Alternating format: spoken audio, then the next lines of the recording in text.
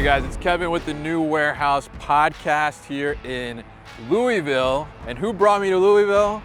This guy, old friend of the podcast, Brian Kirst of SnapFulfil. Brian, what are we doing here in Louisville? Well, I'm glad you came down. Thanks for coming down. We're here to visit one of our customers at 3PL, HJI Supply Chain Solutions.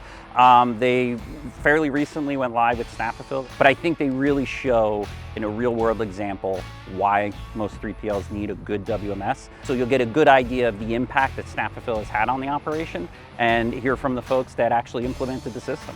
All right, fantastic. And we're gonna check out the operation and see what's going on inside. But before we do that, just tell us a little bit about what is SnapFulfil. Well, SnapFulfil is a tier 1 WMS.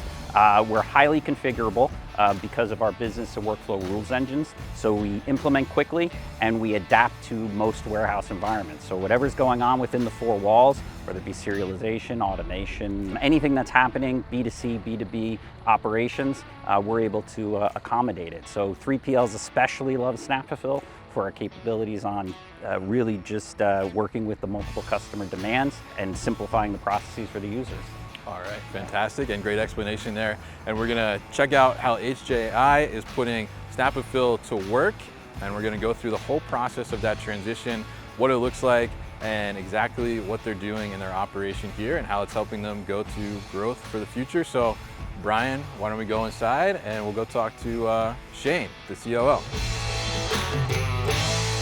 Hey guys, it's Kevin with the New Warehouse podcast, and I am here inside a warehouse on site in Louisville, Kentucky at HJI Supply Chain Solutions, and I am joined by Shane Allgeier, who is the COO of HJI. So Shane, how are you doing today? Good. Nice talk with you, Kevin. You too. Thanks for bringing me in. So tell us a little bit about HJI and what you're all about. Well, I think it's important to start with that we are a women and minority-owned business, Nice. something that we're very proud of. And we continue to have a fast track of growth is one of our visions, is to continue to grow. We currently have 6 facilities, including a corporate office here in Louisville, Kentucky. We have 2 facilities in Memphis, Tennessee, and they are strategically placed, to partner up with UPS and FedEx, Right. and to help our customers get things out in a one-day service to make sure that their customers are happy and we're performing the services that they require. Yeah, absolutely. And we're close by the airport here. I saw the UPS, FedEx on the way in when we got here. So tell us a little bit about this operation that we're in right now. So you are currently in our Fern Valley location. It is our biggest facility out of all of our facilities, 352,000 square feet. We primarily do fulfillment out of this facility with some subassembly and some kitting. We serve the industries of food and beverage with Bigelow Tea, Brown and Forman, and Dr. Pepper. So got some big people in here that we want to make sure we keep happy. Yeah, some people we heard of, yeah. Yes, Definitely. we've heard a few of those. Yeah. And then we have some pick, pack, and ship stuff that we do for different customers, where it's merchandising or egg cartons, and then some small automotive at the other side. Yeah. Like I said, I've never seen so many different types of egg cartons. Like every type here, it's pretty incredible. There's a business built around that, but you guys are serving that and serving multiple different avenues here and different channels as well. So tell us a little bit about you're the COO here, and this is a 3PL, right? So we know there's a lot of stuff going on with 3PLs right now. A lot of talk about, where should inventory be, product, all these different things shifting around. So tell us a little bit about from your perspective, being in the C-suite of a 3PL, what's your view on the 3PL market right now? Thinking through what the 3PL teams or other companies are probably going through is, number one, we talked about the automation and the race to continue to automate because of the workforce, making sure that we have the ability to get more people in, and there's only so many people, so you got to come up with some automation ways to streamline your processes so that you can do more with less, which has always been something of a challenge for 3PLs because you got to stay competitive with price. And the other part is right now we're having a lot of town halls and a lot of meetings that we're going to from a tariff standpoint with our suppliers are concerned. And they're kind of boosting, trying to bring in more material, so we're trying to create more space for our customers so that they can kind of try to balance and figure out the whole tariff situation. And we're watching the trends and trying to see, does that change things that we need to change and adapt to, or is this something that's going to kind of work itself out, right? Yeah. And we don't know. Yeah. So we're kind of keeping a pulse on that. Those Yeah. are two real big things that we're watching as a 3PL company. Yeah, absolutely. And I think certainly a lot of shifting there, and certainly a lot of your clients, I'm sure, kind of like, what do we do here, right? Yeah. Like, how do we handle this? So it's great that you're supporting them in that way. And now you mentioned technology and some automation and bringing that in. I know when we took a walk around here this morning, you mentioned some projects that you're working on as well.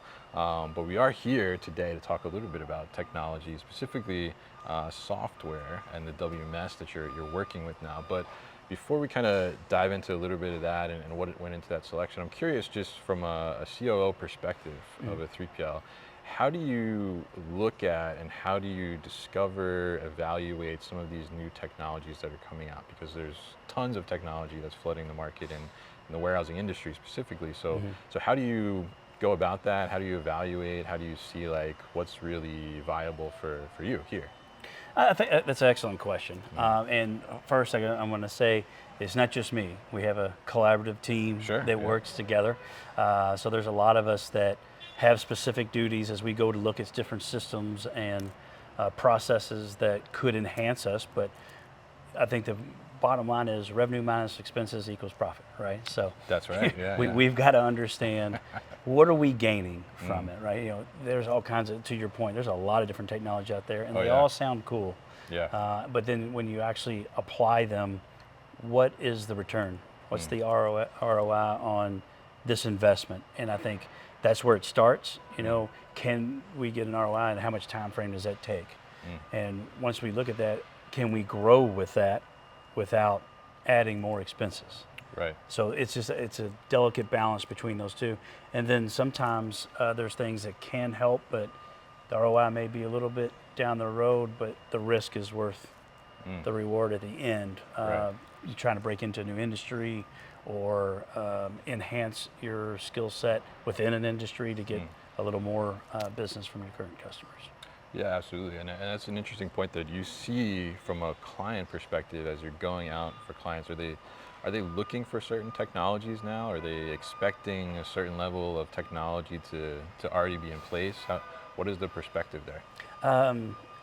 Yes, 100%. I think, trying to think through the last several customers we brought in, we're very pleased with what we do. We try to be a regional automotive automation leader.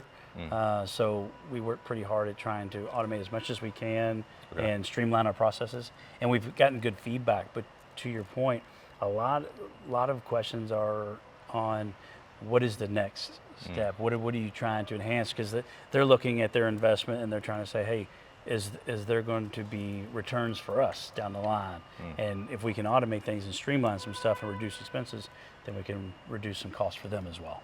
Gotcha. Interesting. Yeah. I was curious about that because, you know, I wonder, like, you know, how much does the client drive what the technology becomes, and you know, how much is it you're setting it up in hopes of the client that's coming? I'm kind of like playing the Field of Dreams kind of game here, to where, you know, if you build it, they will come, right? Yeah, sure. So I think it's 50-50. Okay. So I think we are constantly looking at automation to enhance us, of course, but at the same token, as we come across customers, and part of our vision is, you know, we sit down with the customer and we hear the customer.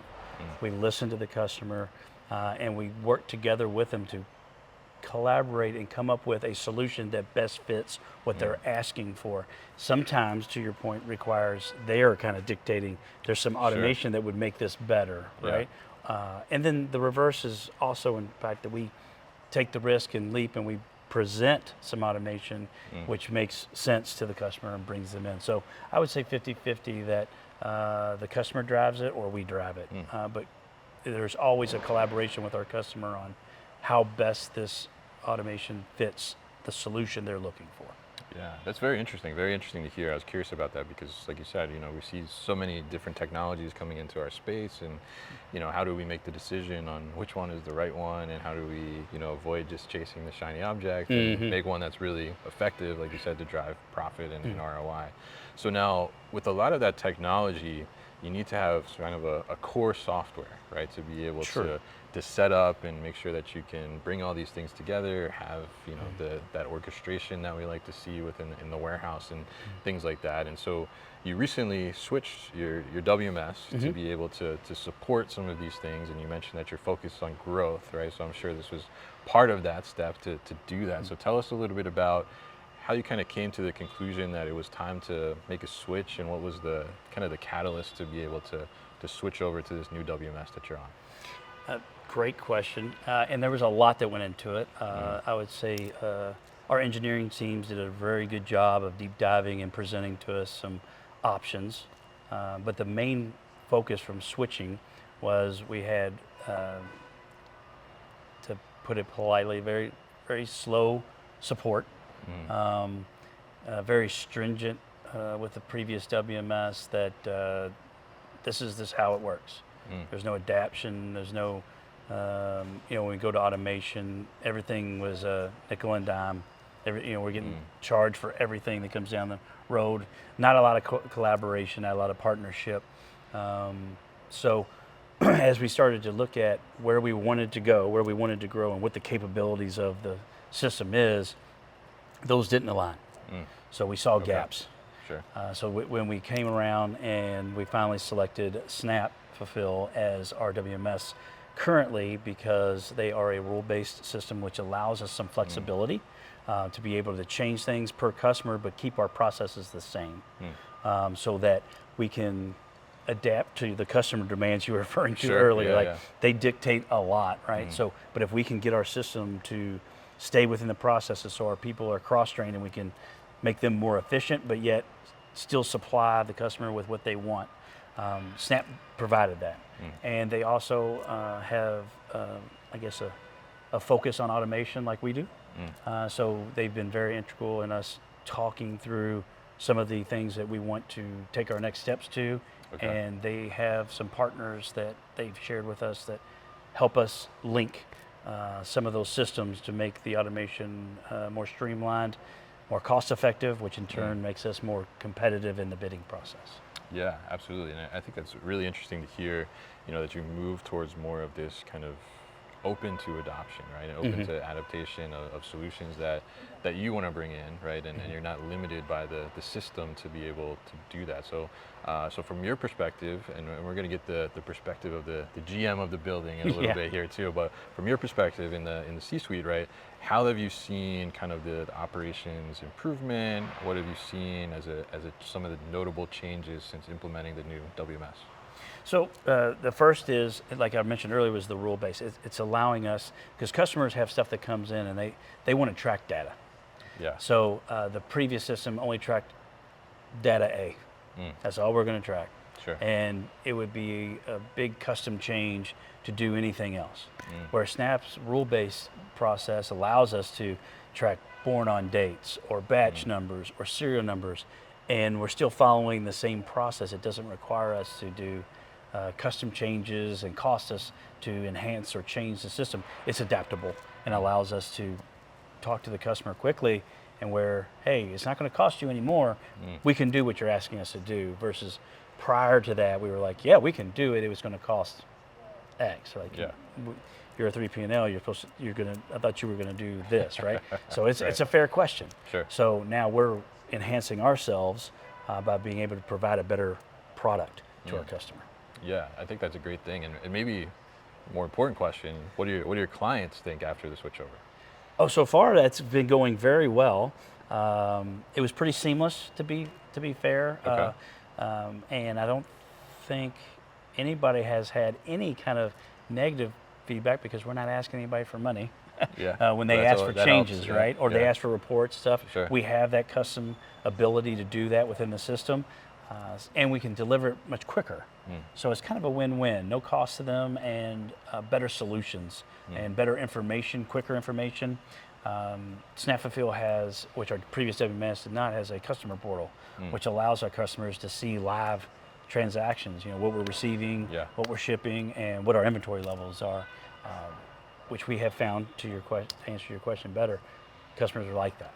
I'm So sure. that's what they're Yeah, looking yeah. for. It's More visibility, right? Yeah, it's Yeah. always been a question. Everybody, I don't, just makes people feel warm and fuzzy. Yeah. And that's the goal.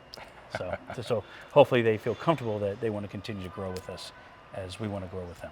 Yeah, absolutely, and I think that's fantastic to hear, and that increased visibility, I think, is, and you could probably elaborate on this. I mean, it's probably evolved so much more, right? Especially as we're seeing more faster moving, and I think even as people in their regular lives, like as they are consumers, right? They're Right. used to more visibility as they're ordering stuff from Amazon or something like that. You know, your package is 10 stops away, right? Like Right. they want that in their business too, right? Correct. Yeah, it's exactly right. And this, as much as we smile because of the Amazon feedback, Yeah. so do our customers based on what we're doing now, right? Right. So that they get their tracking numbers and they know when it's delivering and they can track it and do all those fun things that we enjoy doing. And when you order something from a company, you're excited to get it, so you want to know where what's happening.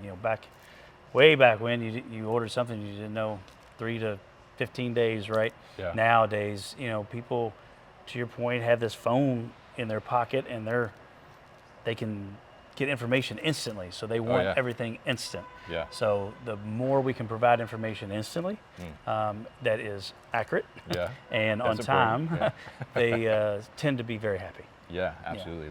The less questions you can prevent from happening, right? The Oh, yeah. better, right? Give the answer before the question comes. Exactly. Right? Exactly. So very great to talk to you, learn about your operations here, and very nice operations too. I would say super clean, which I love. Very impressed. Thank you. So great to talk to you, and we're going to head over to the shipping office, I think now where the action is happening, to talk to the GM and somebody from SnapFulfil as well. But before we do that, WMS selection is a big decision. Right? Yes. So give us your top tip for selecting a WMS, or selecting the right WMS. Yeah, to select the right WMS, I think you need to do your due diligence first of what are you looking for? What are the capabilities you're looking for? We built a grid of, I think it was 21 things that we were looking for that the system must have. And then as you narrow it down to the one or two that you're getting down to that you want to select, then I would strongly suggest that you have a good relationship and they are collaborative with the way they work, and they have things that give you more control over your system. If the system that's presented to you, you don't have any control and it's just constantly calling support to get anything outside of the standard out of the box, probably not a good solution for a 3P&L, because we are constantly changing, our customers are changing, so our processes need to continue to enhance and change. So with the Snap system, we have that ability with the rules, right? With the previous system, we were pretty much locked into A plus B is C, and that's it. And then if you have to enhance it, you can't go back. Whereas with Snap, you can, and you can adapt it. Interesting. And I love that. Definitely setting out the expectations of what you need from the system, then go find a system that fits into that grid, like you said there. Right. So very interesting, Shane, and really appreciate you having me come into your building, and pleasure to talk to you. Always a pleasure. Thank you.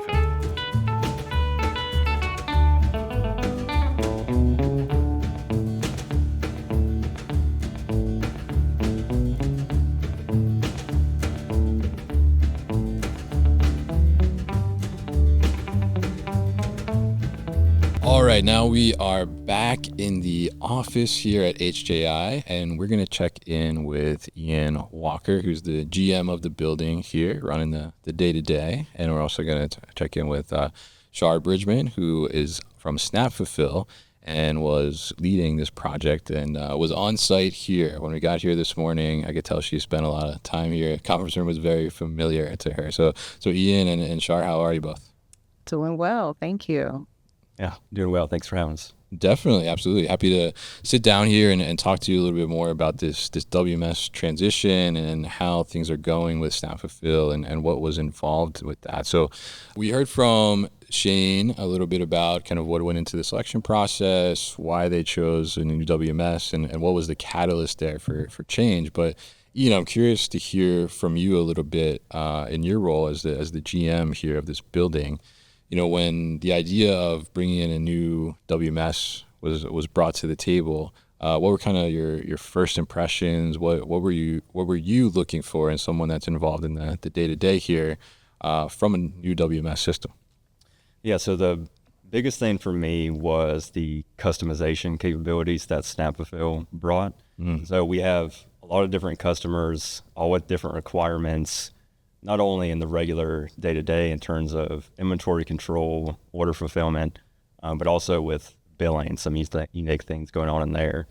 And so when you're dealing with a lot of customers across a wide variety of different industries, being able to customize rules within the WMS to each of those specific customers is really important, where with our previous WMS, we didn't have those capabilities. So it made us have a lot more manual work. So some customers we were able to do, mostly automated. Others we were doing semi-automated, a little bit automated. And so what Snap brought with all its customizations is being able to do everything we need to do on a daily basis and within the system. Very interesting, and I think that's a great thing, right? So big improvement there, I imagine, from a time perspective, especially, right? Yeah. So Char, tell us a little bit about kind of your role in the project here, and a little bit about kind of how did you get started with HJI and start to bring this in and understand what did they need here on the floor. Yeah, so one of the things that we started off with was basically requirements gathering, right? Understanding the business as it was before SnapFulfil was implemented, understanding where they wanted to be, and in between, what were their pain points, what were some things that were working well for them, and some things that just were missing, completely void of what the operation needed. So once we understood that, we kind of worked together as a little unit, right, to utilize SnapFulfil's configurability with the rules engine, and how the team needed to handle multiple customers with all of their different business models and picking and packing and things like that. So it was a collaborative effort, but once we understood exactly where the HJI team were and where they wanted to go, we were able to kind of come in and save the day, if you will. Interesting. And will you say they saved the day? They definitely helped us a lot. That's good. That's good. So now tell us a little bit too. I mean, as you're doing some of that requirements gathering and understanding here, I mean, what were some of the challenges that you saw from your perspective as the system side that you could come in and help solve? Well, I think some of the information that the team needed to capture for their different customers, I think there was a void there, and we were able to, like I said, use the configurability of SnapFulfil to do so.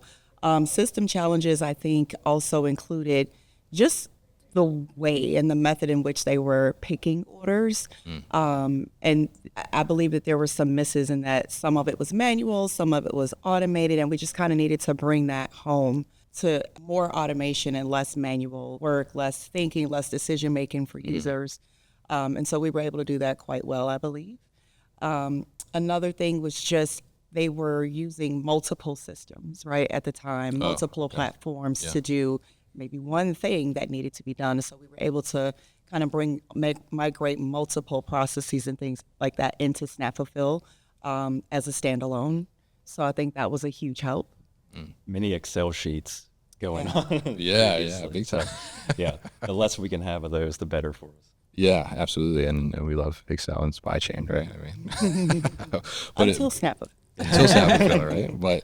But it's great to hear that, and great to hear that it sounded like there was some disjointedness there going on. You're able to kind of bring that together and bring it cohesively together from a process flow standpoint. So Ian, I'm curious from your perspective, how did you kind of manage here in the operation the transition, and how did that process look like, and what was it like from an operations perspective, whether for you from a management supervision perspective or for the on the floor worker? Yeah, so one of the main things I learned from this process, so this is the first new system launch I've gone through. Oh, congratulations. Yeah, and survived, right?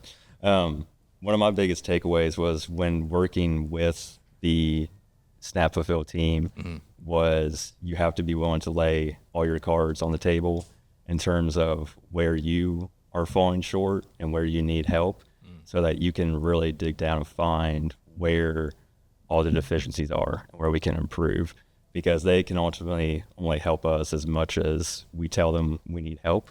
Sure, that's a good so point. Where we could have done better, I'll say, is more testing. So like I said, we have so many different customers, so many different requirements. We were testing and testing, but there's so many different potential issues you could run into with a variety of customers that we have. And so really digging down and going through every single process you have and stress testing it, and to see where those potential issues are to make the actual launch smoother. Now, the launch, they were great. They were here on site with us for several days helping with that, which if they weren't here, I don't know how we would have done it because they were a huge help to us. So I think it's, from my experience, it was, just being really honest with the people you're working with, being honest about where you are in terms of your operation and your processes, so that when you're ready to launch, everything's on the table. You've already gone through all your potential pain points, all the potential improvements, so you can really hit the ground running. Yeah, I think that's great advice. Like, I mean, being almost vulnerable in a little bit, right? To say like, hey, we know we're not good here, right? We need to do this better. Can you help us? And so, Shar, tell us a little bit about how do you receive that, and how do you start to understand that, and maybe in some cases, how do you maybe pull some of that out of the operation too? Yeah, and those are great points, Ian, because I think in the industry, on its face, right, you have some gatekeeping and you have some change management struggle and things like that. So I think experience, right, helps you to identify when someone's holding back, or just having those listening skills. If Ian says one thing and someone else says another, me remembering and realizing, well, wait a minute, that was the same thing we described here, but it was different, and just probing and pulling that out, right? And being on site and actually having that face-to-face time with the folks, you can tell, right? You can pick up on it as a kind of the resident trainer.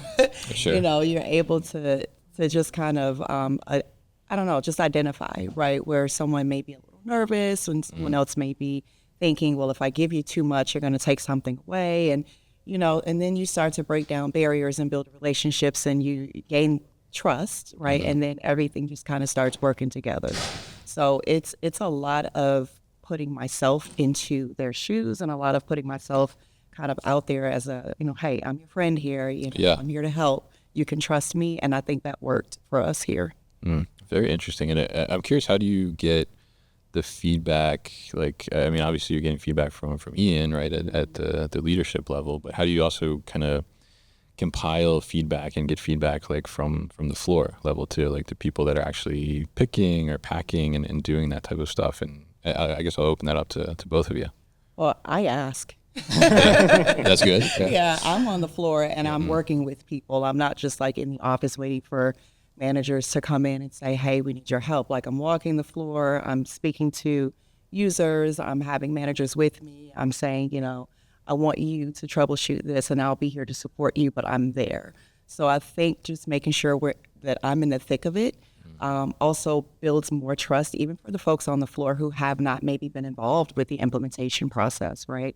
All they see are these new people walking in with laptops and things like that, and they've got new devices and there's a new system, and it kind of, it builds a wall, right? And so when I'm out on the floor and I'm, communicating with people directly, I'm not waiting for Ian or someone else to come by. I think that breaks down some of those walls, and then folks are able to give me feedback honestly, and I'm able to help them, and we have a successful implementation that way. All right, I like that, yeah. Yeah, so what we did was we brought everyone together beforehand and just walked them through, a new system's coming. There's going to be changes. There's going to be some difficulty starting, because that's just the nature of starting a new system. And then we put a member of the leadership team with everyone that was using a scan gun and picking or shipping or pulling on a turret, whatever it may be. So they had someone right there to give like a level of comfort that if something went wrong, someone was right there to support them. And then, as we're doing it and they get more experience in it and they start learning it, then we can get that feedback from them as, all right, what do you like about it? What do you not like about it? What changes would you like to see if we can make those? And also, Char made a good point where she is speaking directly to them, because sometimes, if you're an operator on the floor and a manager is with you and they're asking how you like something, you're just like, it's great, I love it. But then she may tell Char, like, actually, I don't like this or that. Can we do something with that? So it is good to get multiple people asking the same questions, because they may say, one thing to one person because maybe they're not totally comfortable, and they may be more open with someone else. And so that way you're getting all of that genuine feedback and not people just saying, yes, it's all good. Boss is here. Yeah, it's great. Yeah. Everything's good. Everything's good. Nothing's wrong. Yeah. That's a very interesting perspective and point there. And I love that you can recognize that too as a leader of the building. I'm curious, through that process, was there anything that really like stood out to you that you learned that you weren't aware of or you weren't expecting to learn? Really not in regards to system or processes. What I was really impressed with was our team and how willing they were at adapting a new system, because people in general just don't really like change. And when you try to implement something to someone's routine that they're doing every single day, in some instance they've been doing for years at a time, it can be really difficult and met with resistance. But the team did great, and I think part of that is the Snap team being here and was so supportive of them as they were going through this launch and learning all these new processes and answering questions and offering support. So I think that was one of the more pleasantly surprising things, was just seeing how well everyone did with the change. Yeah, that's fantastic to hear, definitely, because I mean, I've been through it myself before in my career, and there's definitely some resistance sometimes, which doesn't go so well. So on the Snap side, how do you help the operation kind of go through that? Because obviously you guys are doing these transitions all the time, right? That's the business for you, right? But as Ian said, this is the first time he's done something like this. So how do you help them? Obviously you're getting the system in place, getting it to work and things like that, but how do you help them from the cultural perspective of that change management that you mentioned earlier? Honestly, and you'll hear me say this a lot probably during this our meeting here, but I think personability, right? And making sure that I'm able to identify where someone may be struggling and they may not be raising their hands to say, I need help, right? And there are different ways to do that, right? Even when we're doing remote implementations and, like this team, we kind of leaned on them a little bit to challenge them to train their own warehouse staff, right? But being there for those folks and just monitoring the data, right, in more of a remote setting, remote training, and saying, hey, I'm noticing that this person is doing this or that. Maybe we need to pull them in for more training. Or if I'm on site, I'm able to do that immediately, right? And pull a person to the side, because not everyone wants to be called out in front of everybody. And I think that helps break down that barrier a lot. Just, again, being personable and being able to adapt to just different personalities and different learning capabilities and things like that. And then leaning on the managers. Hey, I think you might have a problem, with this person. They may be struggling here.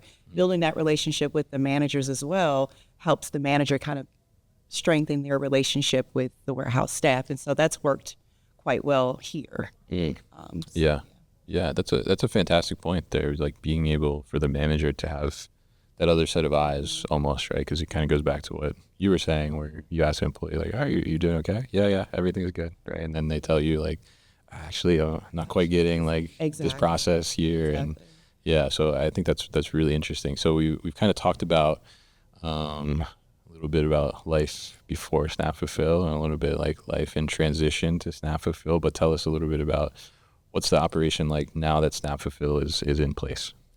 Yeah, so like I said, the customization capabilities has made life a lot easier for us because we don't have different customers following different processes. So the picking processes, the receiving processes, all those are uniform now. There's always going to be some little differences between customers in terms of what they want to track, but overall, everyone's going through the system, everyone's using the same or similar processes, and so it's reducing a lot of admin work for us. And as we've been using the system more and more, the logic of it just became more and more apparent. It became easier to diagnose problems because you're understanding how the system works, whereas in previous systems maybe we weren't able to do that. Yeah. And one of the great benefits of Snap is the support team is very responsive. So whenever we have a problem, we're immediately sending a ticket off, and that day, not long after, we're getting someone on it and responding, asking questions, trying to get it resolved, which is also a huge help, which is something we also did not have before. That support piece was really missing. So to have that also is making our lives easier, and also makes some of our engineering teams' lives easier because they're not having to diagnose and troubleshoot and fix every single problem, because Snap has a team that can do that for us. Yeah, it's great to hear. And I heard that was one of your challenges before, right, with the previous WMS, was lack of support in a way. But you mentioned being able to streamline or take away some of those administrative processes that you had to do in the past, right? So tell us a little bit about, from like an opportunity perspective, taking some of those tasks that maybe were manual in the past or were quite administrative heavy away with SnapFulfil. What has that allowed you to do with the team members that were doing that stuff? What kind of opportunities has that brought up for the operation? Yeah, the biggest gain is within the leadership team, because the admin tasks were falling on supervisors and managers. And so if you're in an office just doing admin work all the time, it's taking you away from the floor, it's taking you away from the employees. You're not getting out there to, audit processes, do quality checks, just talk with your employees, see how they're doing, do pulse checks, all that sort of thing. So reducing the amount of admin work gives them some of that time back to be on the floor, be with the employees, and then see, how's this employee doing? Are we following processes? Where are the improvements we can make? So it's just given that time back to make the operation, more efficient. Yeah, that sounds fantastic, and I'm sure that's made your life a little less stressful, right? Yeah, definitely. So now, from your perspective, now that Snap has been implemented here, SnapFulfil, and what do you see? How do you see the operation now, being in it, since you were in it prior to SnapFulfil being implemented? Well, I mean, I see an improvement on data tracking, right? Inventory integrity, right? The numbers are numbering. Things are matching up. Numbers are numbering. I like yes. that. Yeah. Things are matching up. Processes are moving smoother. People are more comfortable. They understand now that there's a better way, right? There's a way to streamline things like picking and packing, even putaways and receiving and things like that. They're not moving from system to system, Excel sheet to RF device, from RF device to software, or even down to the carrier, right? The way that they would choose shipping services and print labels and things like that. All of that has been brought into SnapFulfil as one full solution, and I think that just kind of took the pressure off of a lot of folks, right? And so picking, numbers have grown. Efficiency, right? Pick efficiency has improved tremendously. Packing, like it's just all just kind of come together, right? And we're following industry, best practices now and things like that. And, nice. We're able to make changes, little tweaks and things like that, rules changes. If there's a new customer that comes in, it's not as hard to try and figure out how do we service this customer. It's just, let's call SnapFulfil and let them know what our requirements are, and we make a way, right? We make it happen. So I've seen an improvement all across the board. Yeah, that's fantastic. And it sounds like from what we've talked about here, right? I mean, it sounds like it's become much more cohesive, the operation, right? And things are more streamlined. Things are, logically going in the way that they should be going. It's not as disjointed as maybe it was before. So I'm curious, Ian, as we kind of close out this conversation here, what's the one biggest win you would say from putting SnapFulfil in place? Oof, biggest win. I think, I think I'll just go back to the efficiency gains and just time, because time is really the most valuable thing we have in any facet of life, right? Absolutely. So when we get 100%, yeah. when we get time back that we were spent doing, maybe redundant admin tasks or just other things of that nature, and we can put it towards something really value add, like being with the employees, making process improvements, servicing the customers better. That is ultimately, I think, the biggest win at the end of the day. Yeah, I love that. I think that's fantastic, and you have a great point about time. So important, right? And so, would you agree, or what would you say was their biggest one? Yeah, Absolutely. I think for me, just kind of on the outside looking in a sense, I think like Ian said, time, but I think the fact that they don't have to have as much pressure on their users to verify, to double check, right? There's no sense in printing pick sheets and then taking a device to go pick the product and then coming back and having to double check the pick sheet and then going all of that, right? We kind of threw that out the window. So I think the efficiency, I think, I have a thing where I would rather see quantity over quality or quality over quantity. And now I'm also seeing the quantity, right? So I think it's just all come together. I think overall it's just, I don't know, just overall efficiency, right? Just with how people spend their time, with how they get orders out, with the way that they get orders out, and the fact that they have more time to do other things, like Ian said. And that allows you to bring in new business, right? Because now you have more efficient processes across the board. Like there's no stone left unturned. Yeah, absolutely. And I think that's an amazing thing to hear, because you think about, do I want to go through a system transition? Do I want to invest in a new system? But then you realize, and talking to you both here, right, the opportunity that opens up and allows for you to then move forward into growth and be able to continue to grow. So now, Ian, one last question for you, right? You've officially been through your first system transition, right? So speak to the other GMs out there, your fellow GMs. What's your top tip for going through a system transition now? Top tip, like I said before, be honest where you're at, be honest where your deficiencies are, and also where your strengths are. Lay everything out on the table with whoever it is that you're bringing on, and then also just test, and test yeah, before launch. It'll make your life much easier when you start up. All right, great advice there. And you do this all the time. So what's your top tip? I think my top tip is engagement, right? Okay. I think a lot of times folks get comfortable with the fact that we are so heavily involved and they forget that we can't do the work for them, right? So I think the engagement piece is very important. That's my top tip. Everything, once you engage and you remain engaged, everything else will kind of work and flow together. You won't always have a person that's going to keep picking at you and pulling information out of you. So remember, this is your business, and you're only as successful as, what you get out of it, what you put into it. And so if you're not putting much into it, you're probably not going to get much out of it. And the warehouse, they're the ones responsible, right, for scaling and for growth and for being productive. So I would say just to remain engaged and don't be afraid to speak up.